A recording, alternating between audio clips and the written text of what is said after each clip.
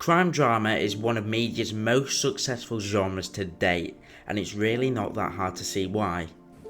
With shows such as Breaking Bad, The Sopranos and Dexter breaking the charts for the past few years, especially with the show's resurgences via short form content, mostly through TikTok, our interest in crime dramas is at an all-time peak. Starting off with its roots in novels, through writers such as Edgar Allan Poe and Arthur Conan Doyle in the late 19th century, the story of a crime case has always made for a gripping and tragic tale. But a crime drama wouldn't be successful without its characteristics, and possibly the most underrated characteristic of a crime drama is its setting. For example, Breaking Bad takes place in New Mexico. How different would the show be if it was set elsewhere? Because the desert plays a crucial role in this show. Due to the location being a desert, we have the links to the cartel in the show, as well as the endless desert, which does cause some trouble in a few episodes. In The Sopranos, we follow the story of mob boss Tony Soprano, who has to balance his family life with his dirty work, and this show is praised for its realistic portrayal of New Jersey.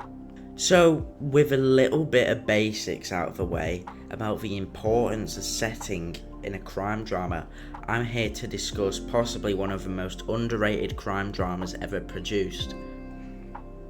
Now, if you are living in the UK, you may have heard of this show. It's not particularly popular anymore, but when it first started, it was reaching a decent amount of views, mostly because of it being a BBC One production. However, out of seas, I feel like this show isn't really talked about as much. And yes, there have been attempts at remakes, however, from my knowledge, they've not been particularly successful. But in this video, I'm here to talk about the original version itself. This show is called Life on Mars. Life on Mars is a BBC One production which spanned from the 9th of January 2006 to the 10th of April 2007 and achieved mostly positive reviews upon its airing. This show achieved an average of 6.8 million views according to the BBC One from an online article published in 2007. Not too bad by today's standards even. This show would air on Monday nights at 9 PM, which is just about the post-watershed time when more harmful content was allowed to be shown on screen. Now, with this post-watershed timing and being right at the start of a fresh week, this would ensure maximum viewership as most people wanted to wind down before their busy working week and watch a brand new show. So now that we've got a little bit of context out of the way, let's dive into the show itself. Life on Mars is initially set in Manchester, a city in the northwest of England and unfortunately my home city, in 2006. It follows our protagonist, Sam Tyler, who is portrayed by John Sim, a famous actor at the time also known for his major role in the BBC series Doctor Who is struck by a car and awakens in 1973. The contrast between the 1970s and the 2000s is incredibly well done in this show, and we can clearly tell the main differences between these two eras. As we can see, at the start of the show, set in 2006, the colours are rather monotone and, well, desaturated, with interiors being very simplistic, involving colours of grey, white, black, just boring colours really, reflective of the 2000s. When Sam wakes up in 1973, it's very clear to tell the difference between the two eras, as the colour tones of the 1970s are more of an earthy palette, consisting of browns, beiges and dark green colour tones. This is also very reflected in the clothing which the characters are styled in, which I've no idea how Sam doesn't notice that huge collar he's got on that polo shirt and that horrendous leather trench coat he's wearing. Oof, wouldn't catch me dead in that. Speaking of the characters, let's look into those because aside from the setting and the contrast between the two eras, these are also an incredibly important reason for the show's success and reputation.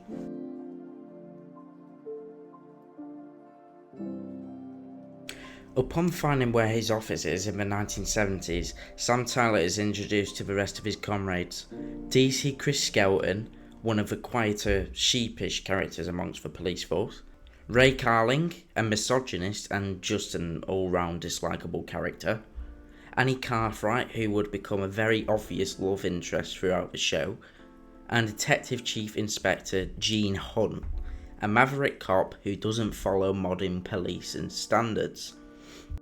Often clashing with Sam Tyler's professional ways of doing his job, Gene Hunt is often dismissive of Sam and constantly questions him, though I guess Sam acting like a madman from the future is pretty unbelievable to anybody, not just Gene. I do have to hand it to him though, because he is responsible for making some of the funniest scenes in this show. Can I have an ice cream, please? And me.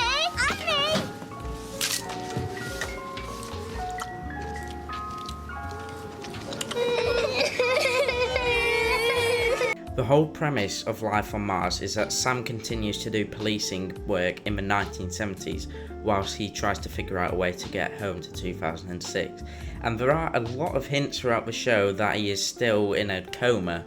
However, this just offers a lot of false hope to Sam, as he continuously starts to lose his mind throughout the entire show due to this.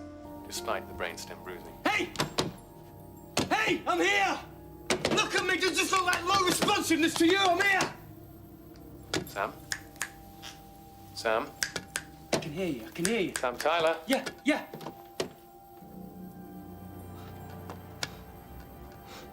Wait! No! Wait, don't leave me! I'm in Booper! Please don't leave me. No, please. I'm here.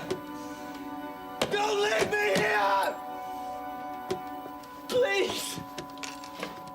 Please! Realistically, what on earth would you do in this situation? Imagine how terrifying it would be. You won't know if you're in a coma, you don't know if you're dead, and you're stuck 30 odd years ago in the past. Now, this really does show the combination of sci-fi with a crime drama, and it's an absolutely amazing combination which I think should be done a lot more. Life on Mars perfectly combined these two genres together to make a unique product. Life on Mars was a relatively short-lived show, only consisting of about 15 episodes between the two seasons. However, following the show's ending, a few years later on they will release a spin-off called Ashes to Ashes, which that's a video for another day. And yes, this is very obvious, but I've not even pointed out yet that these shows are a reference to the David Bowie songs, which I'm not going to play because of copyright, but I'm sure you know them. And these are referenced multiple times throughout both the shows. Aside from the main purpose of the show being a crime drama showcasing some generic scenes, the show does actually touch upon some real life issues that were around in the 1970s Manchester, such as IRA bombings, drug abuse and football subculture. There's gonna be trouble! If there is, call the station. Backup's on standby.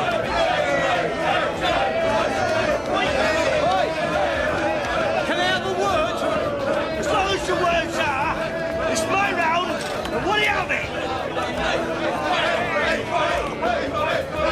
Now! Sorry lads, Tinkerbell here needs a hand. Be back in a minute. Well, I guess that's all the main points covered about Life on Mars. There's not too much for me to discuss as this is my first ever video, but over time I will find more stuff to talk about. But I genuinely really recommend that you check out this series if you haven't already. There's not many episodes to it, but the main plot and the subplot being stuck in the 1970s is incredible. Genuinely a really good TV show. I definitely recommend you check it out. It's available to watch in BBC iPlayer. I'll leave a link to that down below. I'll also leave a link to some of the clips I've used from YouTube, as well as the music I've used in this video. So I hope you enjoyed this video. There'll be more to come, hopefully. This will do well, but I'll have to wait and see. This is quite new for me actually. Definitely a big change in content. But I hope you enjoyed the video. Please like and consider subscribing if you want more content like this in the future. And I will see you all next time. Thanks for watching.